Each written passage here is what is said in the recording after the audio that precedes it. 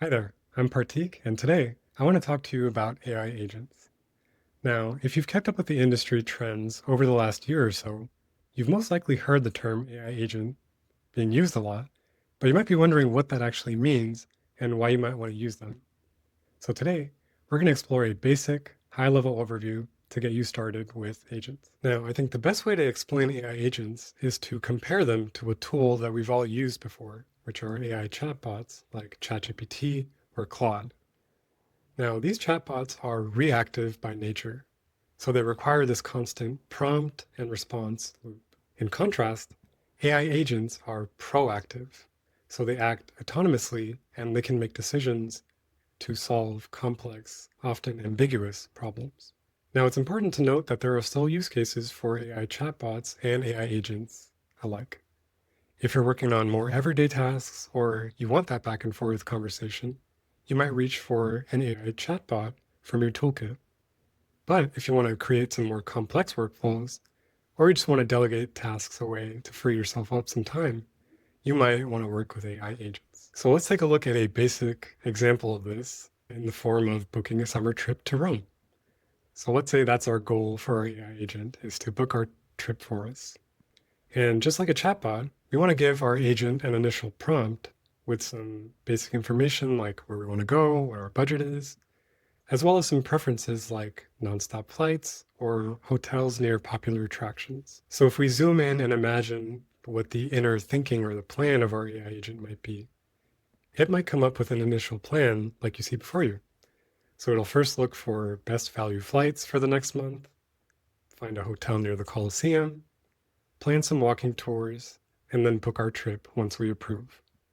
Now, while this is great, it doesn't quite show you why agents can be so powerful, so let's go ahead and add a twist to this example. Let's say that while our agent is going off and planning our trip, it comes across some information that says there's a heat advisory in Rome next month. Now, here's the first key thing that agents can do, which is observe and perceive the environment around them. So once it has that information, it can actually reason and adapt accordingly. So in this case, it realized that there's a heat advisory, and then it reasoned about our original plan and decided that it was flawed. And then it'll actually loop back and change our original plan.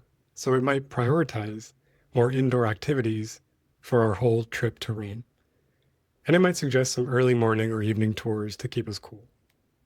And so this represents the overall framework that an agent follows, which is the observe, reason, act loop.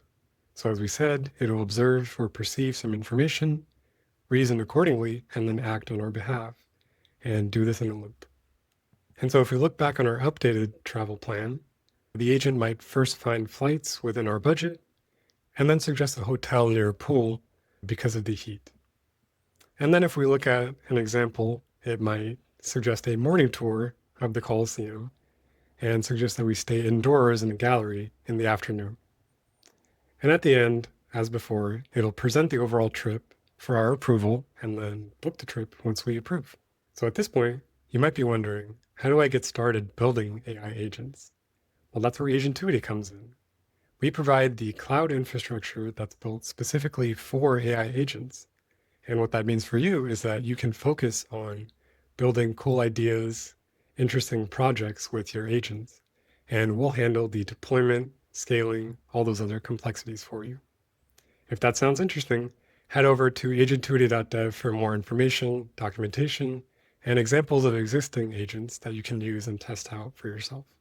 Thanks so much for watching, and we'll see you next time.